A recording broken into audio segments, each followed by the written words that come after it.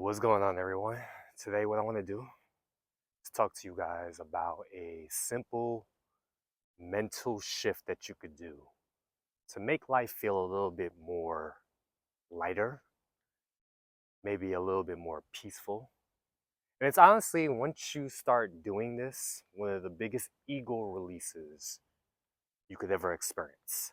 And it's going to make your life just a lot easier, a lot smoother, a lot less complicated, a lot more simple. You'll have more energy and you'll be able to smile more. You'll be able to laugh more.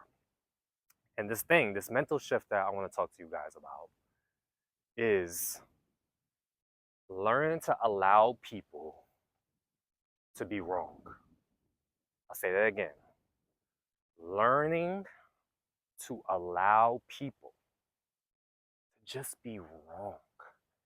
And why is this one of the biggest ego releases? Because our egos, our minds, love to feel important. And one of the simplest ways to feel important is to correct other people, especially if they're wrong. Because our egos believe everybody else is wrong, and our ego wants to feel important. It wants to be noticed. It wants to be seen. And if you could release that impulse, release that urge, and just let go of it, which is painful, by the way. It's very, very difficult to do. It's very, very difficult to not correct somebody. If you could do it, you'll be shocked at how much more energy you have, how much more life force, how much more clarity, how much less distractions.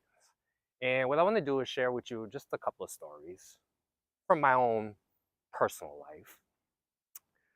I would say from the year 2014 to 2020, I was a great arguer. If you ask anybody about me who personally knew me, arguing was something I was very, very good at. I was told I was manipulative. I was also a salesman. I was a very, very good listener.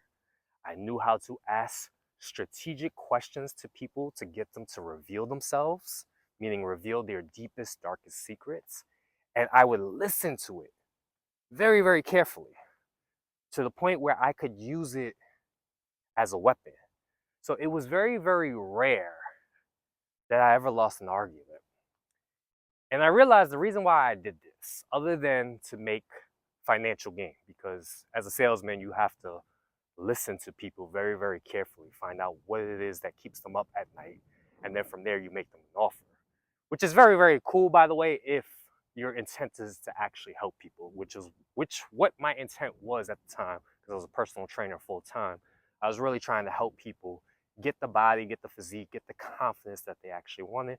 So I believed I was doing the right thing. But however, other than my work life, I would do this to friends, I would do this to family, and I was always trying to correct somebody. And I didn't mind for those 6 years making people look stupid. And I realized why it was because my ego, my mind, wanted to feel seen. It wanted to feel important. However, the problem is it's mentally and emotionally exhausting because you constantly feel like you need to prove yourself. And we're all doing it to some degree. You'll notice it in life, like right now in politics, people love to argue, particularly online. But for me, a very, very healing journey, believe it or not, other than 2020 lockdown, was deciding to create content. And for me, to create content and to put content out there, and now it's seen by thousands and thousands of people, there's times where you're going to get a lot of comments that aren't very nice, that isn't correct.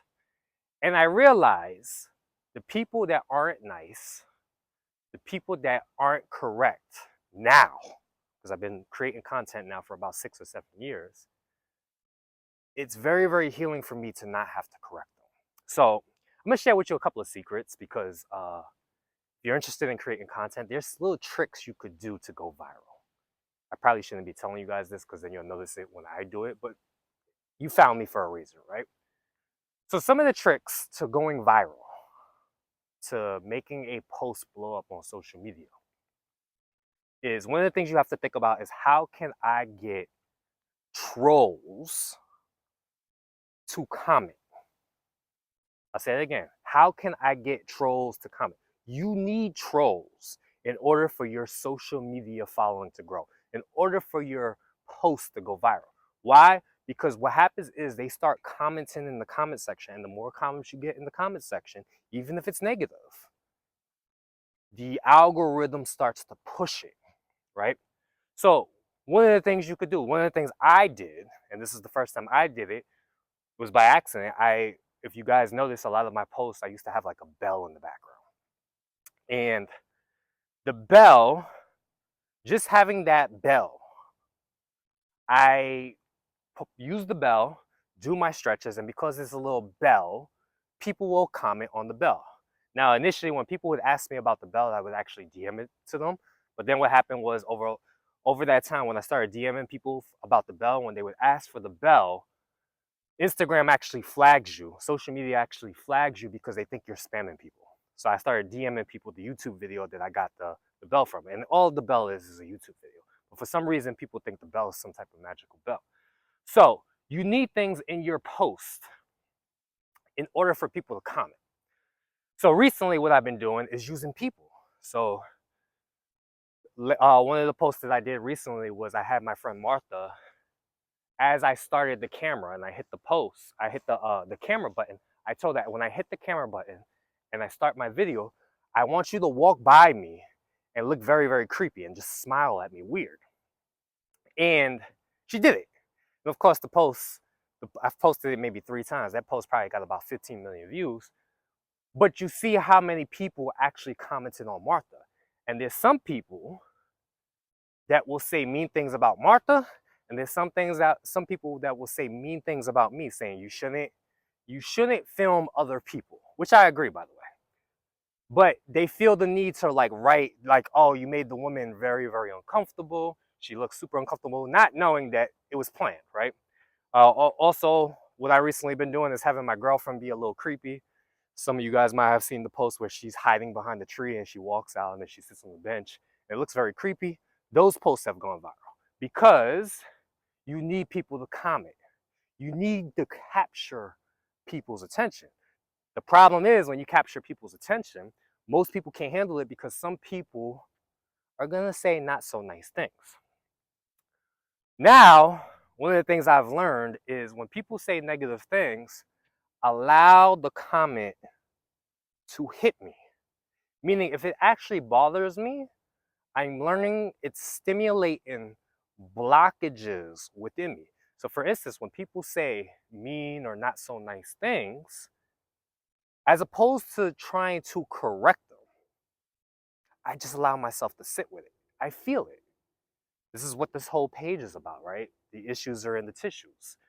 Realize that in order for you to heal, you need to let go of your disturbances. You need to let go of your blockages. In order for you to let go of your blockages and disturbances, you first have to feel it and experience it fully. Experience the hurt, experience the pain fully. That way it can flow and be let go. Now, one of the things you gotta learn to do though is not correct people. So for instance, I remember when I first made that post with my friend Martha when she walked by, I remember this guy, he left like an essay saying how I made her uncomfortable and basically just bashing me. And I remember I was with a friend, and this friend of mine, he's a huge social media star, probably has about 12 million followers total. And I showed him the comment and I was laughing at it. And he said, "Are you gonna say something?" And I said, no, there's no reason, because even if I tell the guy that it was planned, he's gonna find a reason to defend it, why he's right. Because the ego, our minds, cannot stand not being right. It feels like it always has to defend itself, even if it's wrong. You see this with prosecutors. I've read stories about prosecutors who find out the defendant is not guilty. maybe halfway through the trial, they find evidence, but they'll just ignore the evidence and continue with the trial and continue to try to prosecute the defendant because their ego needs to be correct. So they ignore the actual evidence of the fact that the defendant is actually innocent, but they'll continue to go because their ego needs to feel important. Their ego needs to feel correct. So for me, it was interesting when I told them that, I said, I'm not going to correct the guy. There's no reason. I'm going to let the comments sit. And I don't really respond to negative comments unless there's a teaching lesson. So it's so funny. That day I told him that. And we went walking. He was getting ready to create content. Now, this guy is like more of a fitness influencer. Really, really jacked guy. Really, really buff. And he was thinking of a video to make. And I told him he makes a lot of videos with his shirt off because he's got an amazing physique. And I told him the topic. I said, why don't you say how cool and cringe is the exact same thing, just different eyes? What does that mean? Cool and cringe is the exact same thing, just different eyes. Depending on who's looking at it, him doing a video with his shirt off, to some people it might be very inspiring. They look at him, they go, oh my God, I want a physique like that. To others, they might see the video and get cringy, like, oh, why does this guy have his shirt off? So he does the video with his shirt off, right? And it's very, very funny, right? He's a very, very good speaker. So as he's making the video, he's in front of the camera. There's a guy that sat on the bench next to us. So the guy's actually listening to my friend make the video.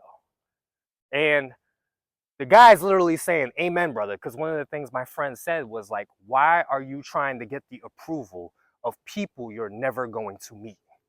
People that don't actually care about you. Why are you trying to get the approval of strangers who are never going to support you? And the guy is literally saying, amen, brother. And he heard everything my friend said about being shirtless, making a video. And mind you, there was a lot of people around. There was a lot of people walking back and forth, staring, looking at him like, why are you making a video with your shirt off? It was a very, very crowded area. But anyway, the guy on the bench was like, preach, brother, right?